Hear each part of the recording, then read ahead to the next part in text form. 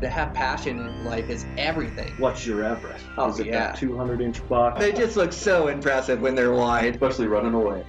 Welcome to this week's episode of Eastmans Elevated. It's like a think tank for outdoor activity. Sounds exactly like my hunting. Just always thinking about it, always trying to evolve it and make it better. Here's your host, Brian Barney. Hey, what's going on, guys? I got a brand new Eastmans Elevated for you. So today on the podcast, I have on Ike Eastman.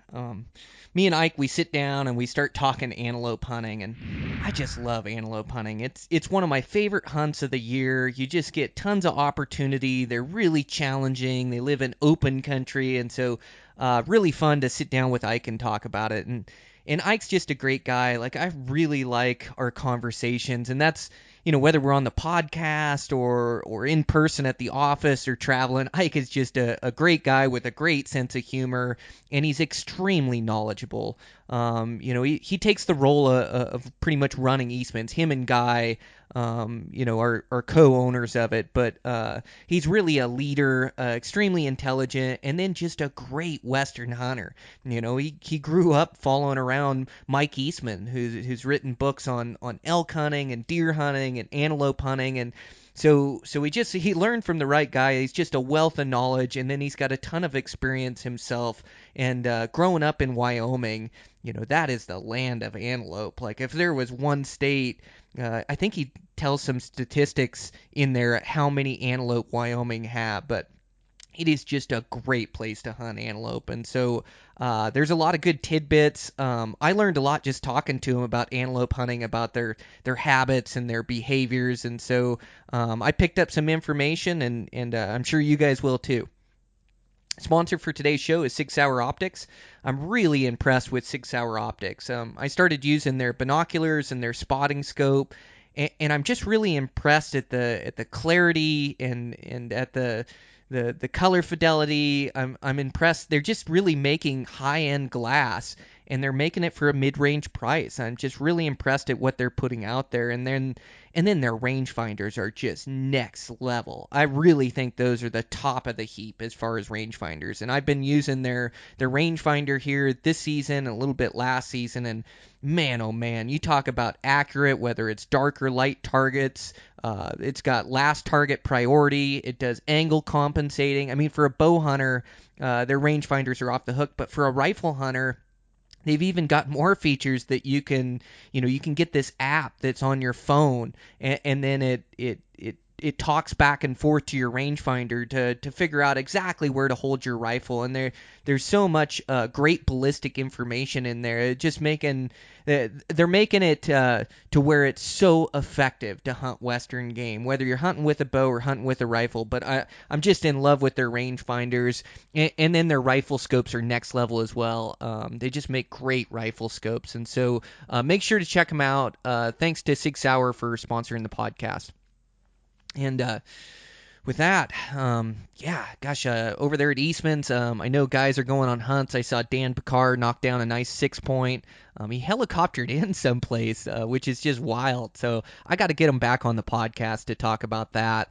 I know Scott Reekers and Ike, they've been scouting for mule deer for this September 15th opener, and they found a couple good ones that they're trying to babysit and sit on, and trying to figure out their patterns and where they're moving. So I'm just pumped that season's here, and it's fun to be in touch with all these guys and hear about their hunts. And then I've just had an amazing season so far. Some really fun adventures.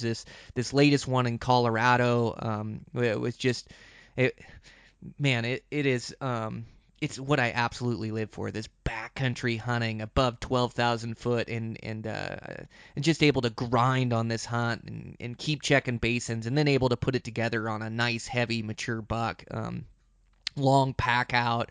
I just had to earn them, and so much fun. I just love hunting high country mule deer. And then got back, and as we're talking antelope, I got an antelope on my first stock. Just a really nice heavy one, probably the heaviest antelope I've ever harvested. He's got 7-inch bases. He's only 12 and a half tall, but scores right around 75 or so. So just a super antelope. So stoked to have that. Me and my family just love antelope meat. So got all that processed, and get a little work done, and I just can't wait for September. Elk rut's coming up, and Man, it's fun when hunting season gets here. I just absolutely love it. But we better get this thing rolling. So it's me and Ike Eastman. We're talking antelope. It's Eastman's Elevated. Here we go.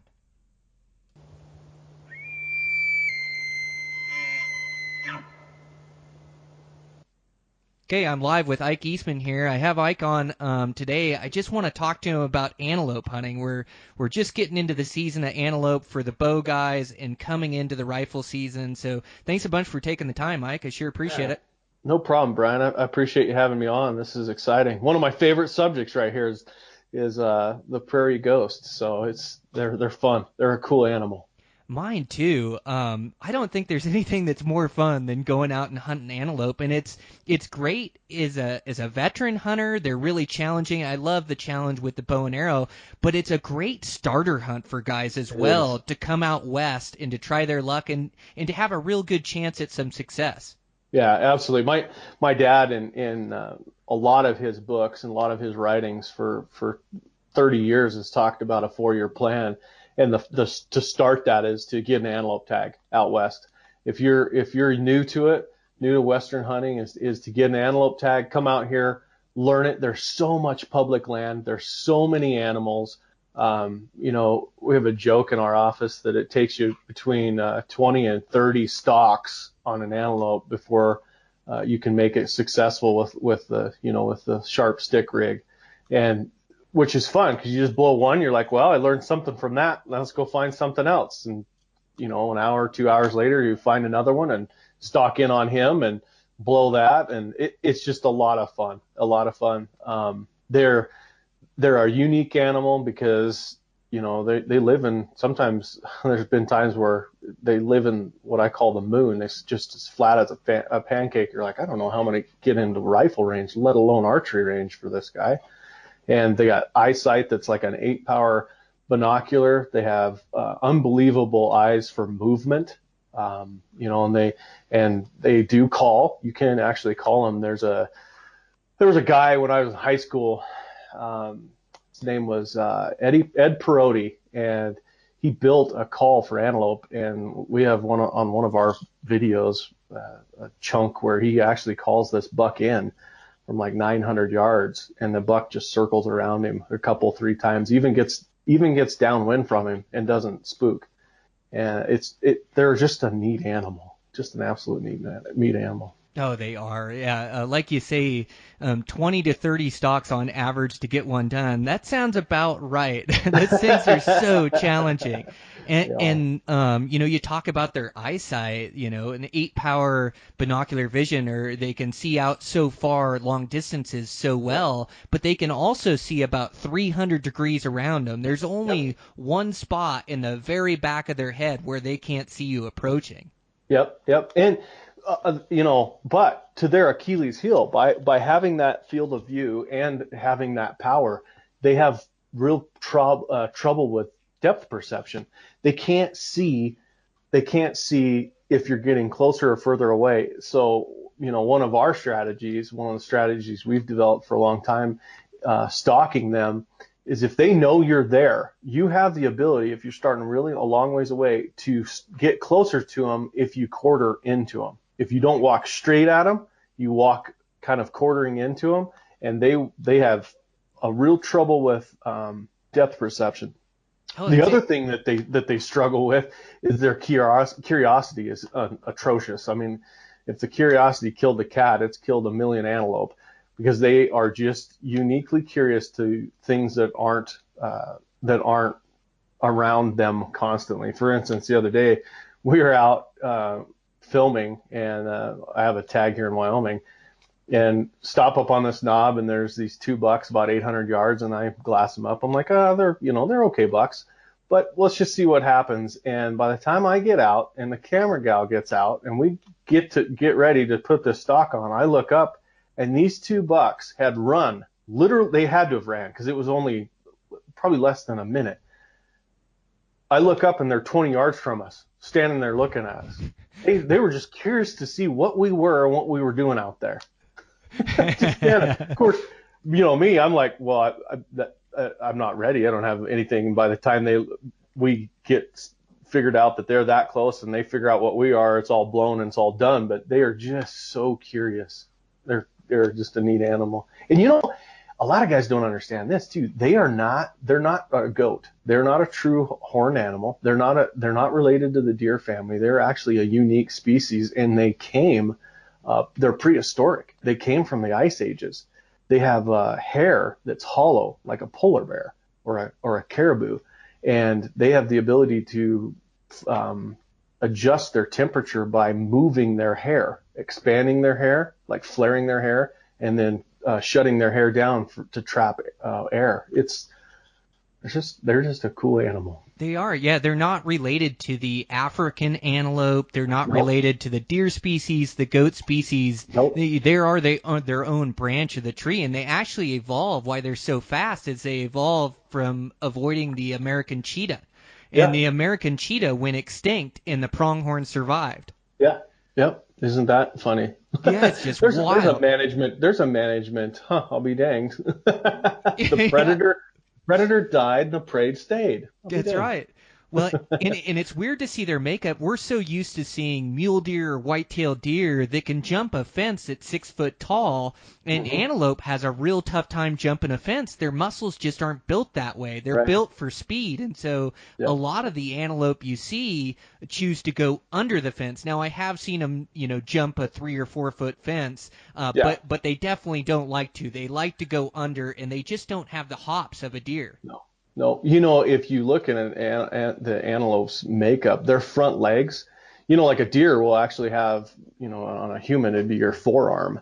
Well, antelope don't. Their tendons start way up in their shoulder and they go down their leg. They don't have a forearm. And the reason they don't have a forearm is so that when they're running stretched out, it's all leg. It's all huge muscles, not little muscles that are running their hooves. It's huge muscles that are running. The other thing is when you see an antelope running and his tongue's hanging out, people are like, oh my gosh, that antelope's been run to death. Actually, it hasn't. They have the ability to move their tongue aside, which opens up their larynx or opens up their throat and allows more air in to, number one, cool them off, and also so they can run faster, run longer. They're just a cool animal. I've seen them run 65 miles an hour down the highway. You'd be clicking down the highway and an antelope's running next to you down the borrow pit. You're doing 65 on a nice flat paved highway, and he's jumping ditches and stuff at 65. And they just like to race. It's not like they're chasing you or you chasing them. They just like speed. I'm convinced they love the speed, and they'll lay next to a highway and just watch cars drive by because I think they like the speed. They like to run, don't they? Yeah, they do. They just like it. Yeah, they're really fun to chase. They're really challenging with a bow and arrow, and sometimes they'll make a mistake. Curiosity will get the better of them. But for the most part, where I'm at, you really have to get your stalks right if you're going to spot and stalk them. Now, there's different tactics. You can play into their weakness rather than their strength. I think spot and stalking is playing into their strength. They're so good at picking you out up there, but nothing has improved my hunting skill and my stalking skill like antelope, because you just get so many opportunities. You can get 5 stalks a day, where all of elk season, you may only get 5 stalks a season. And so you're able to learn from those stalks, like you were saying earlier, learn from your mistakes, what you can get away with. And also when you see an antelope, you're able to kind of look at them and say, is that a high percentage opportunity or a low percentage opportunity? Because you can try to stalk those things in the flats all day long, every day, and never kill one. Like, you got to find one that's in a good spot, like using the contours of the land to hide your approach, and even if you have to crawl in the end, you really got to use those rises and those dips to be able to move in and close into them and find one that's bedded in a bad spot. Exactly. And bedded, that's key. The majority of my antelope, I have ambushed, meaning they have laid down, and they're just hanging out, and you're able to find a way to get around or get to them where you surprise them, because their sensors are so amazing. And, they're really wary of wind, which the wind always blows on the plains, right? They're really wary of wind because everything's moving. And so their senses are just heightened. Whereas if you can find them bedded down, they're kind of taking a snooze, or they're surrounded by other antelope, that helps a ton, and on the stockability. They're one of the coolest, like you said, they're one of the coolest things because you get a ton of stocks, so you learn a ton about your ability to stock. The other thing is they don't, if you booger one, it's really rare if they leave the country. Most of the time, you can come back the next day or even later that day, and that antelope will still be there. Is that, he might be a little bit more weary, but he's still in the same area. There's, I don't know, probably 3 or 4 times in my life I've had an antelope where I've missed him, and I just stood there or stayed, right where I was. And 2 hours later, that antelope, and I watch him with the binoculars, run this huge 4-mile loop, come back within a couple hundred yards of where he was. And by the time he comes back, he's all relaxed and hanging out again because it's his area. Now that happens mostly with alpha bucks, where they're kind of like whitetail, where they have their own range. They have their own little area, and they chase the other bucks away. Even if they don't have does, they keep the other bucks out of their little area. They kind of have little egos. It's fun. That's a good way to put it. Yeah, they do have egos, don't they? Yeah, they definitely have a home range, and where you find a good buck, you'll turn them up in there multiple times, even if you booger them up like you're saying.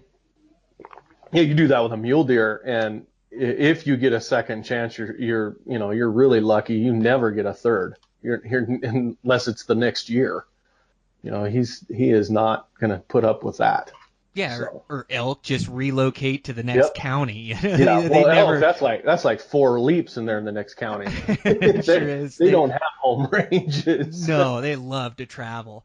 Yeah, those antelope are fun, and so tricks of the trade for these antelope, it's a little bit different. You really have to use your pickup truck as a tool, as the country that they live in is so vast, and so you don't have to feel bad, and not that you're a complete road hunter or something like that, but you have to use your vehicle as a tool to travel around these vast landscapes to look for these more mature bucks. Otherwise, you can see almost everything out in that prairie, and so it doesn't do a lot of good to walk out there, unless you see a buck to go stalk. And so you use your vehicle as a tool to kind of travel around. Now, there are exceptions as it gets more into the high pressure and into rifle season around here. We'll hike in, a couple miles to get vantage points that nobody else is getting to locate antelope. But I really do use my truck as a tool to locate antelope, to make stalks or find stalks. And then from there, you try to make this strategic, methodical, play on these bucks to try to get into range, but you really use your vehicle to travel around and locate bucks. Yeah, it's just helping the odds. You'll have one buck in a 5 square mile area, or one mature buck and a couple of little bucks. If you didn't, you would be hunting that buck, and it would be a different hunt. And most guys, including myself, I use my truck just like you do, and we'll travel around. I watched my dad one time, I am not joking, put 1,200 miles on in 7 days on 2-track roads antelope hunting, just trying to find a Boone and Crockett, and he finally did on the last day of the hunt. But 1,200 miles on 2-track roads in 7 days, you start doing the math on that. That's a lot of bumps and a lot of headache. But that's an advantage, and you have the ability to say you booger a stock and you go 10 miles down the road and find another buck. So using your truck is a huge strategy. There's a ton of do's and don'ts. When you are walking around out there, if you do a 2-mile hike into a roadless area, which we do a lot, don't walk next to each other, walk in front and behind each other, so that you look more like a 4-legged animal, that you look a lot less suspicious. The other thing that you do is when you get close to an antelope, and this is any animal, be careful with your eyes. I'm convinced that antelope and deer and elk look at your eyes that are on the front of your face as that's a sign of a predator. As ungulates, their eyes are on the side of their heads, and just be careful with that. I use my hat brim a lot, and I try not to do, direct eye contact with them. That it's a weird thing, but that's what they do. You were talking about them jumping fences or sliding under them. Fence lines are a good use.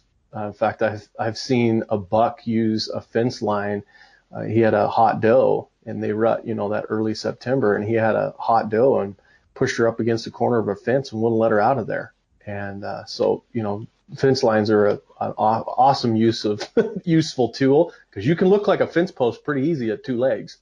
Yeah, that's right. That's interesting. Yeah. Okay. They can't look. They have trouble looking through them for some reason. It's like they can't see what's on the other side of the fence. It's weird.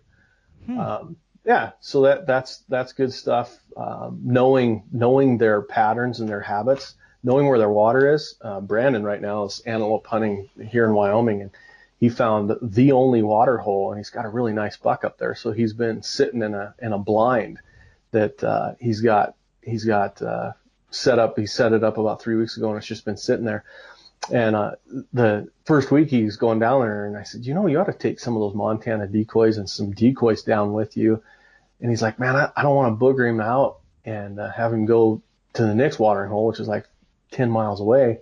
I said, don't use them, just put them up. I said, they'll be a distraction. He came back here yesterday. He goes, you wouldn't believe how well that works. He goes, we were moving inside that blind and making noise, but that buck wanted nothing. He didn't really care about us. He cared about the doe, the feeding doe, and the doe standing up and the little buck standing up. He was all, posturing toward him and stuff as he came in. He could care less about us. I said, see, you just used it as a distraction. Yeah, I had a taxidermist buddy of mine here in town. He actually mounted a couple does and mounted them laying down on a form, and he lays them out in front of his blind, and he got his kid a 15-yard shot last year, but he sets those out during the rut, and it just attracts bucks from all around. So, playing to those antelope's weakness is so effective too, and it's a chess game too in those blinds, and it's dang near just as grueling or more. Like you sweat out buckets of water inside those blinds. They got to be 120 degrees this time of year. They're brutal. Yeah, they are. There's a scene on Ace Ventura that he climbs out of a rhino. I was sending Brandon gifts. Is it hot in those rhinos? He said, it's 120 in here. I said, well, watch out for snakes, because at that temperature, it's the coolest spot in the county. Oh, man. Yeah, you do got to watch for rattlesnakes when you're hunting antelope. They go hand in hand. Yeah, they do. Yeah. Of course, now he's blind. It's been raining for a couple of days, so he's blind. It's hiatus out there in the mud. He can't even get to it, but. Well, that's the worst thing about blind hunting is when you get rain, that they don't have to come to that water source anymore. But you're right. It's those antelope finding their water source is so important. And whether you're setting a blind up on it or you're just hunting antelope in general, knowing that they have a water source, and whether it's a cattle tank, a lot of it here is irrigation ditches or creeks and things. But then you can find antelope in that area when they have water. I would say they have to be within, I'd say like 2 to 4 miles of water. Yes. Wouldn't you say, Ike? Yeah, absolutely. 2 to 4 miles in water, and they'll travel the same route to get to it. You can walk up to one of those cattle fences and see where the antelope. It looks like a paved highway underneath that, where you can see right where they're crawling underneath the fence every single day. That's another great place, when I was talking about fences, that's another great place to ambush them, is where they're crossing the fence. Because they'll cross the fence within 10 yards of each other constantly, every time. It's the dangest thing. Yeah, absolutely. Or I've had a buddy that's been pretty successful setting up blinds on those crossings as well. And what he'll do is he'll walk that whole fence row, and then he'll find those places, and there might be 2 or 3 places where they're crossing. And so he'll kind of stick some brush in those other spots, so they have to come to his spot and cross, But he's done well doing that. Where they could just slide down 2 feet and crawl underneath the fence, but they won't, because that's not where. So they'll go to the next hole. Next crossing spot. Yeah, they're creatures of habit, aren't they? Yes, they are. Absolutely. They're neat. They're so neat.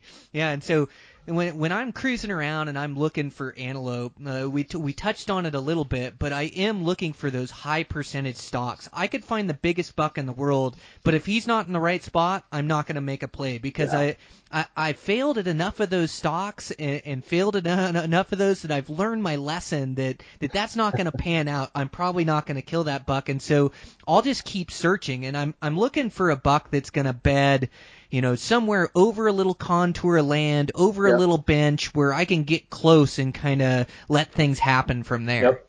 Well, and knowing the area, there's one of the places we hunt in Colorado.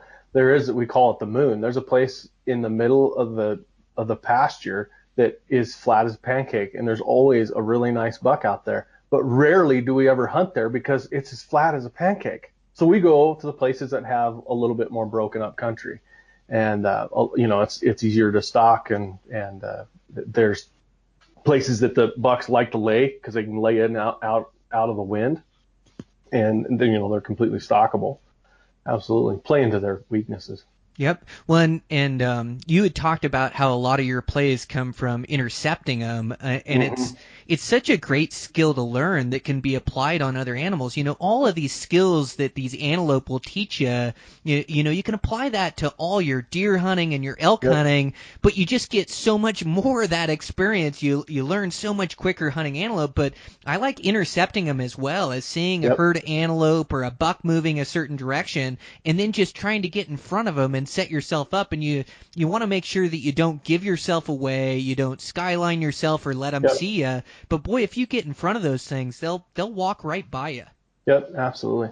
The other thing I've done in the past is, there's one of the places we hunt has an oil field in it, so there's tons of roads everywhere, and it seems like those antelope that are around those oil fields are a lot more used to traffic. So you have the ability to stalk them easier.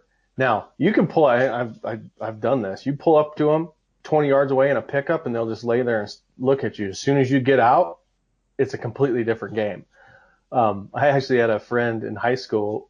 He had antelope tag, and literally we pulled up there, saw the antelope, backed up. He got ready, got his arrow nocked, the whole 9 yards. He climbs in the passenger seat.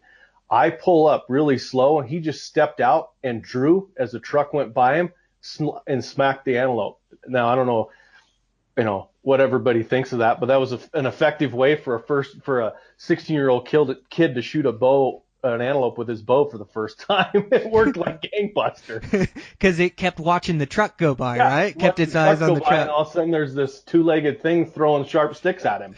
Yeah, that's you're right. They'll watch that truck, and I find too, like there's some country where antelope where they don't see a lot of traffic, where they see a truck and they'll run, and you'll be a mile away from them, and they'll just take off running, like they know that you're hunting them. But there's other places around where you're right, they don't pay much attention to vehicles, and so that's exactly what I'll do is I won't stop and look at a buck if I see one. Like I'll drive right by him, and I'll wait till I can hide my truck, down in the draw or down in the next spot, and then I'll make a strategic play on them because they know if you stop that truck or pay them any attention, that's when they get nervous, and so I just keep driving right on by, and then I'll stalk back to them.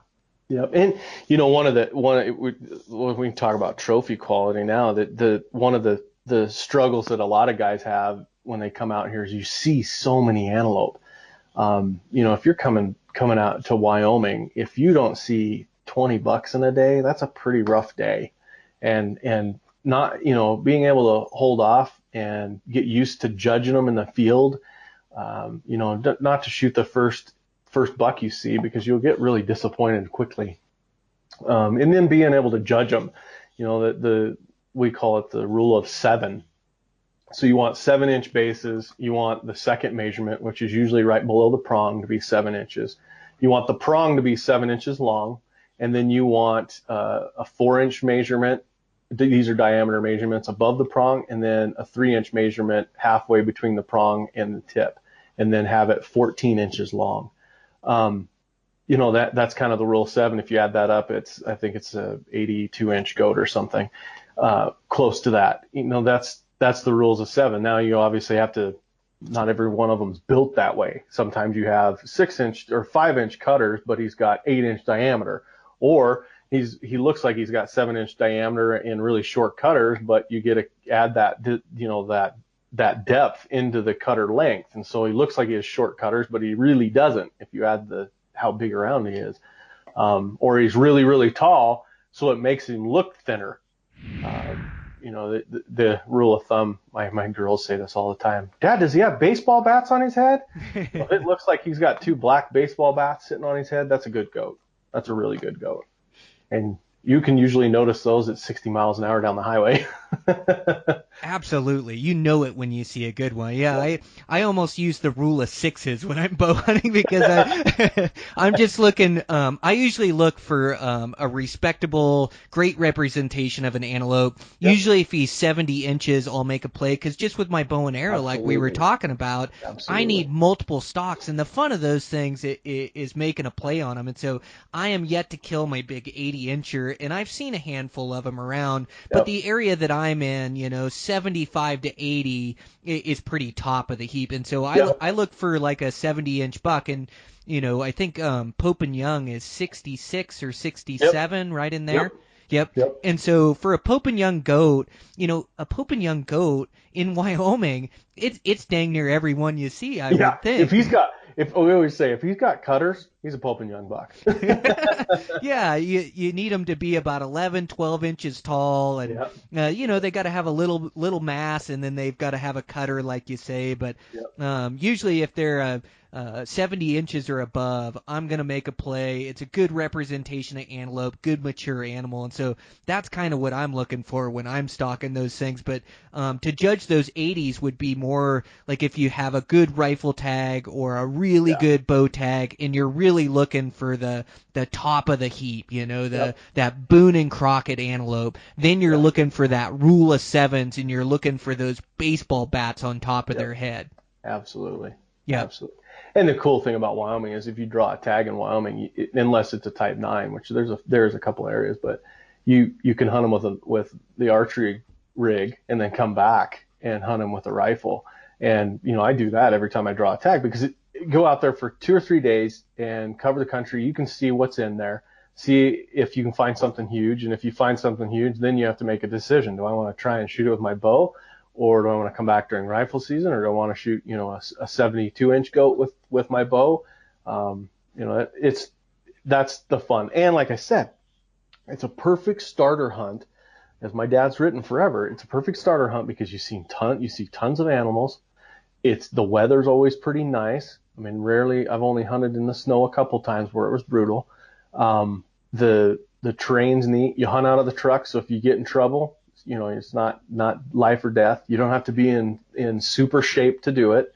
They're a great tasting animal if you do it right. Now I've got stuck where, they got too hot during the day because it is warm. You got an antelope roll around the back of your truck and it gets hot and you don't get the hide off quick enough and cooled down fast enough, and they don't spoil. They just don't taste as good.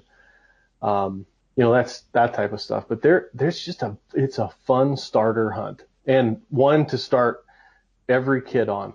I think every kid needs to start antelope hunting as soon as they can. That's one of my first big game animals was an antelope. Pretty sure Guy's was, my dad's was. I mean, that's just the fun of it, because it's not physical. It is a little boring as a 12-year-old kid bouncing around out there looking at antelope and that's he's not 12 inches, he's 11 inches. Well, I don't care, but it's a great time spent in the field with your kids. Oh, absolutely. Yeah, that's how I started my wife out. And my kid didn't draw the tag to start with, so hers first was a mule deer, but now we have her antelope hunting. You're right. It's just a perfect starter hunt. And it's also, a great starter hunt for Western hunters to come out and have some success. And really the fun of hunting is seeing the animals you're after and watching them. And then, for me, bow hunting, the whole fun of it is trying to get close and making plays. In antelope, you're just full of plays. Like your whole day is spent trying to shoot one with a bow and arrow. You're always trying to stalk one and trying to get close, and they are really challenging with a bow and arrow, and they can be challenging, with a rifle as well. You can't just walk out into the field and shoot one. They're usually longer shots, and you still have to find them in a good position where you can stalk them, where they don't see you approach, and so it is a challenging hunt. You just have a lot of opportunity, and opportunity is what makes it really fun. Yes, absolutely. And the ability, if that's your first Western hunt, you can hunt antelope, and usually deer are in the same area. Sometimes that's a general tag, which is a little easier to draw. And, you can sometimes do an antelope deer combo hunt, which is a lot of fun. That it's a great starter, hunt. Plus it's a great, that's my dad loves to antelope hunt, because once you get, there's progression in hunting, and you watch stages of hunters, and you get to a certain point, and they just want to hunt Boone and Crockett bucks. And he spent, like I said, it's 1,200 miles, 7 day season. He spent the whole thing out there trying to find a Boone and Crockett buck, and not just a one, but one that will go all time in the books. And that is not an easy feat. That is still crazy. 1,200 miles on 2-track roads. Hey, that's grueling in itself. That's unreal. You do the math at how many miles he was traveling a day. That's just nuts. But that's what it takes, is covering a lot of country to find those things. And they can, even with antelope, what kills me too is like you get everything right with your stock, and you get in close, and you finally get an opportunity. Those things will jump your string bad too with a bow and arrow. They are quick on their feet, and not just like duck your arrow like a whitetail. They're 3-4 yards out of the way of your arrow by the time it gets there. It can be so frustrating when you finally get it right, and then they jump your string like that. Oh yeah, or they have the ability to not just jump it, but they can also dive underneath it. I can't tell you how many times I've had antelope dive, and you shoot over their back. You're like, what the? That's 30 yards. How did I do that? And then, look at the footage, and that buck literally pancaked on the ground, and then sprung up and ran 80 miles an hour. That's amazing how fast their reactions are. Yes, they're so quick. I had one buck that I stalked. It was a pretty nice buck, like a 70-incher, and usually you get one shot at him, and like you were talking, sometimes you get a second stalk. Well, I got 3 shots at this buck, and this buck jumped my string every single time. I had to stop hunting this buck because I just couldn't hit him. He had making him smarter. Oh my gosh! I had missed him 3 times. I was just beside myself, and every time he jumped that string, So I finally had to go find a different antelope that might stay still for a shot. Start shooting 3 feet above him. Guess where he's gonna be, right? It's like whitetail hunting. Yeah. Oh man. Well, and you were talking too about how you can combo it with a deer hunt. Another thing you can do is you can hunt antelope all day long. It's part of what makes them fun. Is you can have your kids sleep in the morning, and you guys can have breakfast. I mean, definitely early morning. They're moving a lot, and that's a good time to be out there. When the sun comes up too. Yep. But you can hunt them all day long, and so like I have some buddies that are coming out this year to hunt elk, and so we'll hunt elk in the mornings and evenings, and then in the middle of the day we'll chase antelope all day long, and so it's a fun action-packed hunt when you can combo them like you were talking about. Now I'm gonna warn the audience here: be careful in the middle of the day with the heat waves, because antelope have a tendency, because they're black, with the heat waves, they look bigger through a spotting scope or binoculars, and then you get up on them and go, gosh, that doesn't seem as big as it did. There's a lot of ground shrinkage in the middle of the day. Not such a big thing with archery tackle, because you've got, you're getting that under 60 yards before you pull the trigger. But I've seen a lot of guys, and it happened to me once, where you shoot a buck and the heat waves are real bad, and you walk up on it and go, did I shoot the wrong buck? And you go look at the footage and you go, no, that's the same buck. It's just the heat waves made him look bigger. So Oh, you're so right. I forgot about that. Yeah.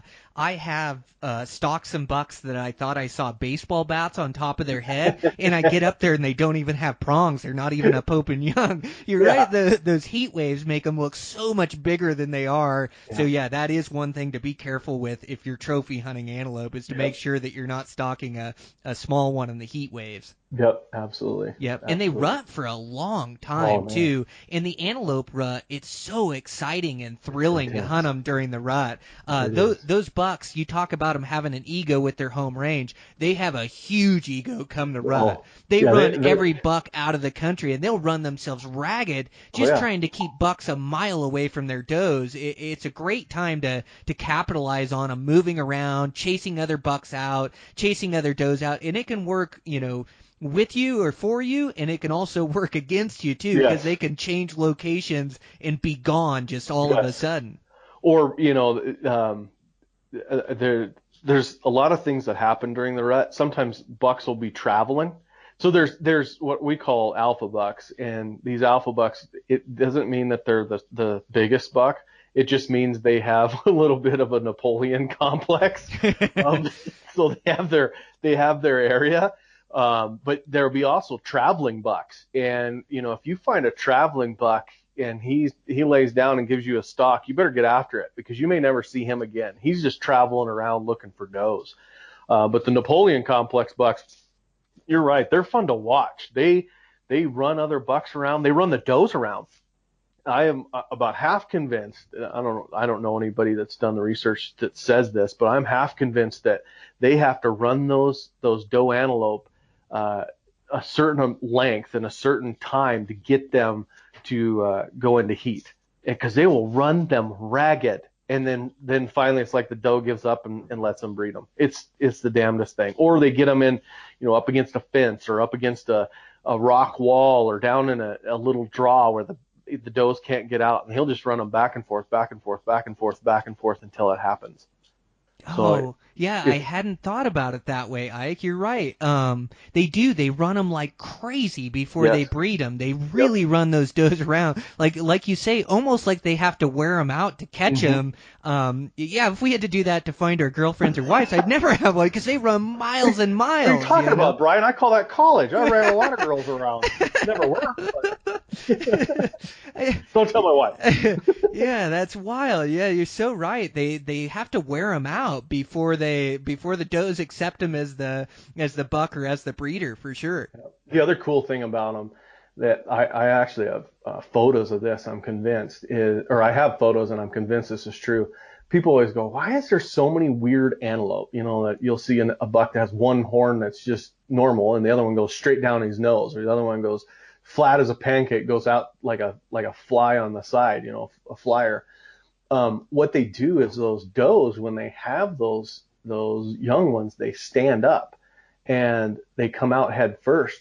And I have a photo. One of my high school friends took this photo of an antelope, female antelope, having her fawn, and she dropped that thing right on a rock head first.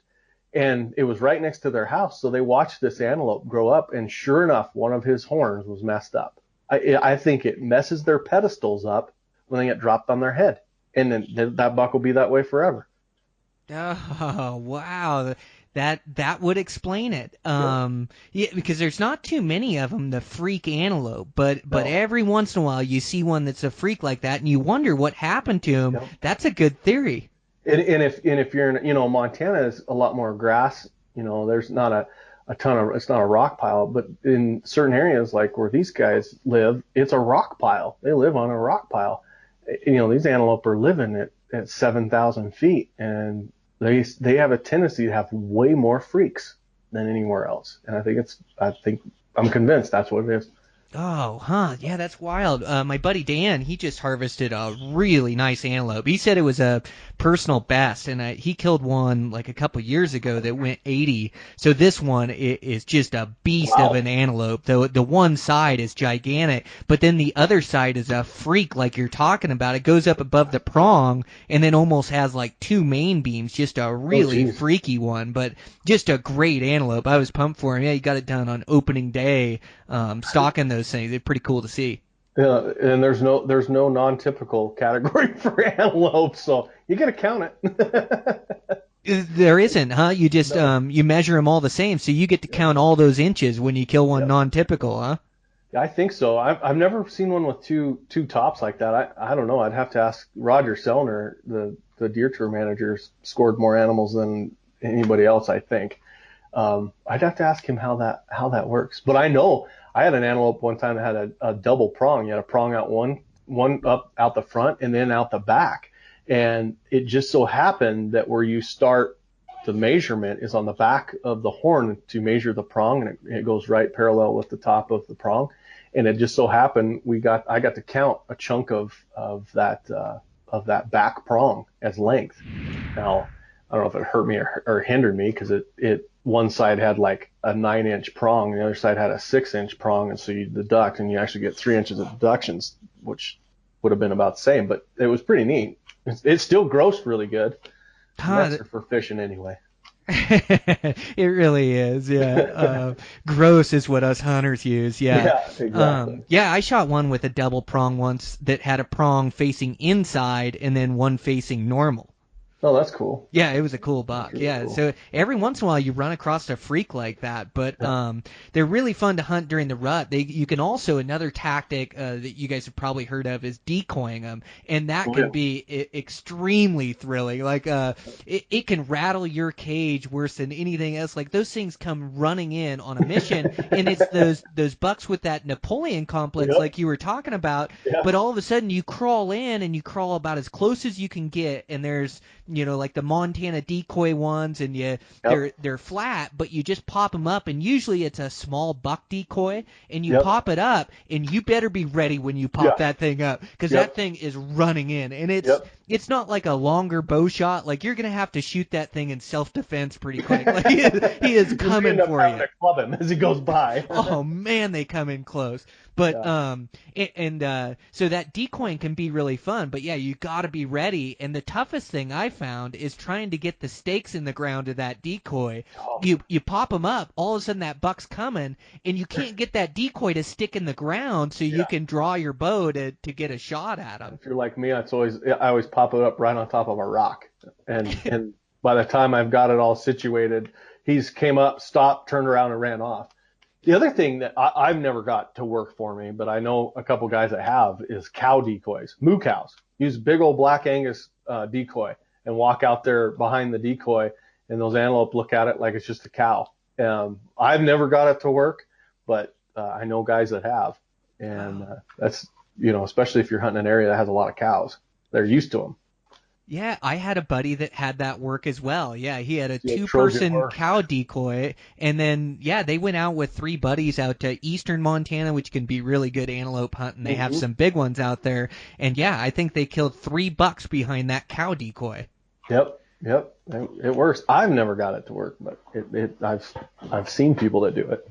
Well, and that's like that decoy, and it has to be the right time of year, and it has to be the right buck, and you're going to fail a few times. You're going to pop it up on some bucks, and they're not going to pay attention, or they're going to go the other way. But that one that does work, he's going to be close, and it's going to happen right now. Yeah, I was filming when I was in high school. I was filming my dad, and he shot a Pope and Young buck with his recurve bow, and this is, oh my gosh, 30 years ago, close to, I'm getting old.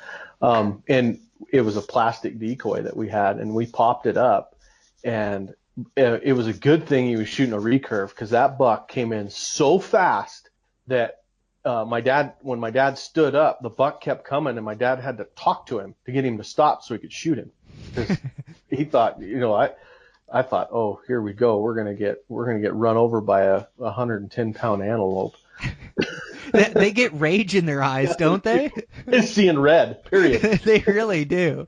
Yeah. Well, and I think it's good to just have all those tactics in your playbook. Like, I really like spot and stalking because it improves my skills so much. But if you are shooting a recurve or, spot and stalking, a lot of times your shots come at longer yardages too, and things don't always happen perfect. Like, it's really tough to get everything right and hit those small animals in the right spot. And so, like, I think it's good to incorporate blind hunting a little bit and trying to find water holes. It's good to have a decoy, because sometimes you find those antelope in the wide open. There's no chance for a spot and stalk, but there may be a chance to crawl out there and pop up a decoy and see what happens. And so I think it's good to have all those tactics at your disposal, know all the different tactics that work, and then be ready to utilize them when you come across that scenario. Exactly. Absolutely. And it's just a lot of tools in your box, and being able to use them and recognize the situation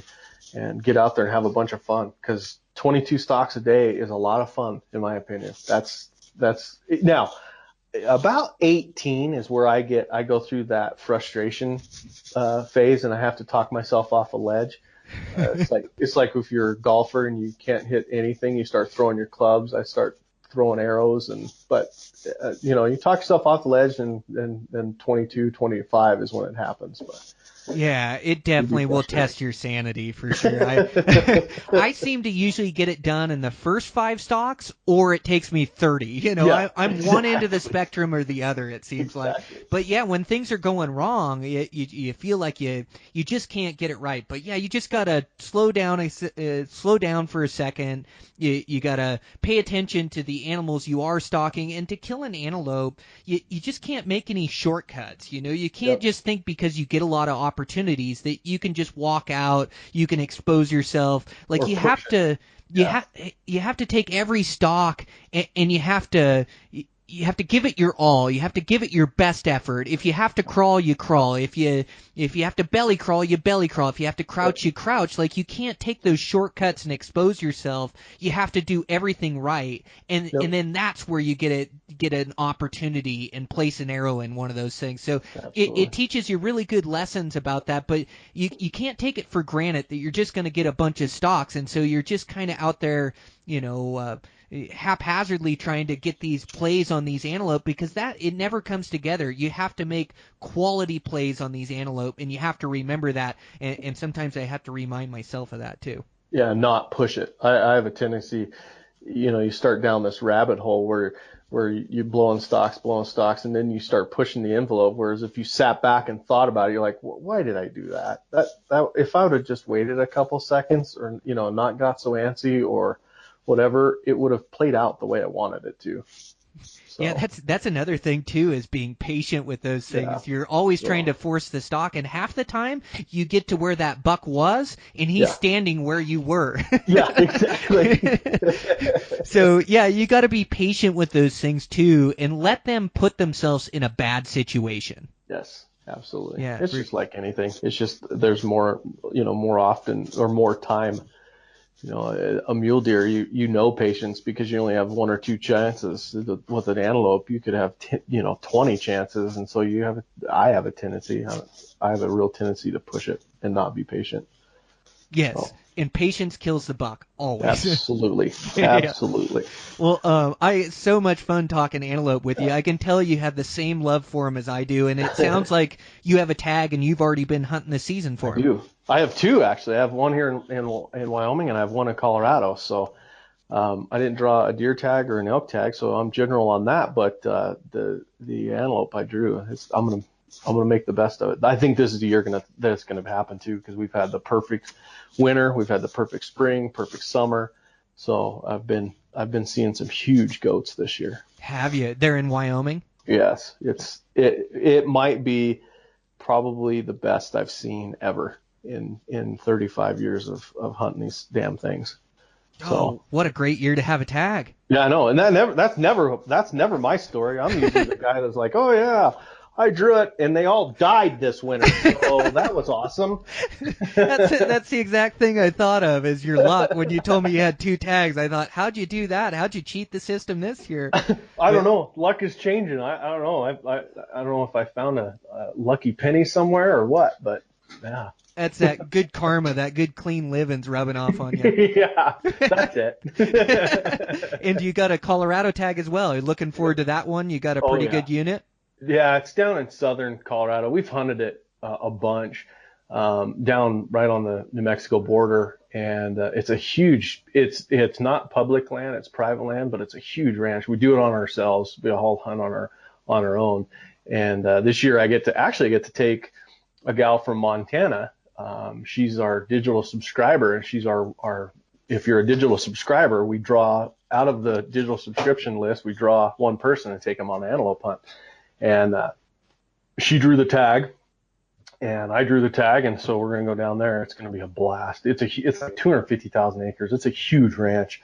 We'll spend, of course, in Colorado, the season's only 7 days, and so we have 3 full days to hunt.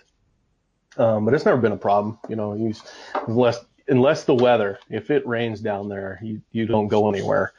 But it's always fun. It's a blast. So she'll have fun. She's killed a sheep. She drew a Montana sheep tag here a 3 years ago, and she was actually featured in the magazine. So that'll be fun. It's pretty cool. Oh, wow. Yeah, good for you guys. It'd be a great time. Yeah. I'm really looking forward to getting after him. So I drew my Montana archery tag, and like you say, it's such a great tag because they are easy to draw. It's not like drawing a premium elk tag. Like you said in Wyoming, you're almost guaranteed to get a tag every year. Yeah, certain areas. Not the area I hunt. I hunted about every 4th year. But yeah, and there's certain areas in the Northeast that they have leftover tags. You could go buy one today, and the season's already open. And that's just how many tags they have. So yeah. Oh, how cool. Yeah, same thing here in Montana. We had bow tags left over this year. There's usually some tags out in the 700s, and we were talking a little bit about it earlier, but they just eat so good. It's my family's favorite meat. I think the key to it is getting that hide off quick, and I process them quick too. I'll cut them up the same day or even the next day, but it's my family's favorite meat. But I have a bow tag here in Montana, and I haven't started hunting them yet, but I've grown to really love the antelope rut, and so this early season, August 15th, I'll go out if I've got a free day or a free afternoon, and it's great. It's a great hunt to take my kids with me. They both enjoy it, but I'm really kind of saving my tag for the rut because the rut can just be insane hunting action, and there isn't many guys out doing it, at least here in Montana. You have it all to yourself because everybody else is out hunting elk or deer onto some of their bigger hunts, and I can just go out in an afternoon or evening and just get some crazy rutting action. So I'm looking forward to getting after him with my bow as well. Yeah, well, it should be fun. You'll have to let me know how you do. I'm sure you will. Yeah, likewise. But really fun to talk antelope with you, Ike. I sure appreciate you taking the time, and I'm going to check in and see how you do in Wyoming and Colorado. Will do. I appreciate it. Thanks and good luck. I know you got a lot of tags yet to punch, so good luck. Yep. Thanks, Ike. I appreciate it. No problem. All right, guys. Really fun conversation with Ike. Like I say, he just has so much knowledge and experience hunting antelope, and so many great insights into their habits and behavior. So really fun conversation with Ike, and man, those antelope are sure fun. If you guys haven't hunted antelope, or even if you have, it's like a hunt that I have to do every year. I just love chasing those things around. It makes me so much better too. Spotting and stalking those antelope is such a high degree of difficulty, but you get so much opportunity, and you just learn like what you can get away with and what you can't. And it really sharpens my skills. And a lot of times I'll hunt those antelope before I go on my high country mule deer hunts, and it just has me hitting on all cylinders. It's like it just gets you in the routine of spotting and stalking, and their eyesight's so good that they bust you and humble you. And so you're really in rhythm when you get on, either a high country mule deer hunt, or, I'll always hunt them before my elk hunts. And it sharpens your skills, gets you ready for these other hunts, and antelope are just so fun, and then they eat so good. So like I told you guys, I got my antelope on the first stalk this year. I wish I would have got a little more chance to hunt them, but you can't pass a buck that you shoot on the last day. You can't pass them on the first day. So just took a chance and made a stalk, and it came together in a perfect shot, and you can't be sad about that. But I love to hunt antelope, so I'll have to wait till next year and draw another tag, and maybe I'd like to travel a little bit more on these antelope hunts and go to some of these spots where a guy has a chance at an 80-inch or or better. Like, I know eastern Montana's got some great hunting, and I'm starting to find spots that are like an hour away from my place that really hold some better genetics and some bigger bucks. In fact, that one I killed was a satellite buck. He scored 75 inches as a satellite. So they've got some great genetics over there, and that one had great mass. And I think I killed my biggest buck over there as well. That's right around that 76 or so. He's like 14 and a half inches. Good prongs and good mass. So I think I need to research out there a little bit more, but yeah, antelope sure fun. I hope you guys have a tag this year for them and get out. And we're just coming into the heart of the rut, which is the funnest season to hunt them, and throughout September. So yeah, hopefully you get some days hunting antelope, and you guys come across that booner. So sponsor for today's show was 6 Hour Optics. Again, just really impressed with the quality of their optics. Just high-end optics for a mid-range price, and they stand up to anything I've ever looked through. They got great clarity, great color in them. They're easy on the eyes, so really impressed by their binoculars, spotting scope.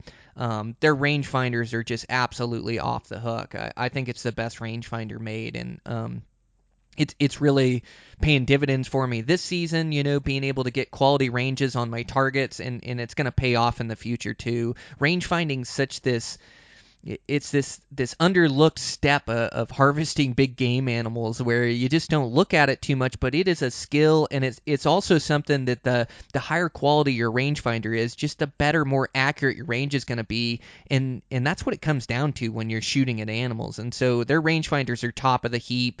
They're priced affordable. Make sure to check them out. They're just putting out great products. Also, their rifle scopes, and then their rangefinders, if you're a rifle guy, they've got that app that goes with your phone that talks back and forth, that tells you where to hold. It does all kinds of things. I mean, it's over my head, but the rotation of the earth and all that long range stuff that they do, it calculates all of it for you. So just amazing products. Thanks to 6 Hour for sponsoring the podcast.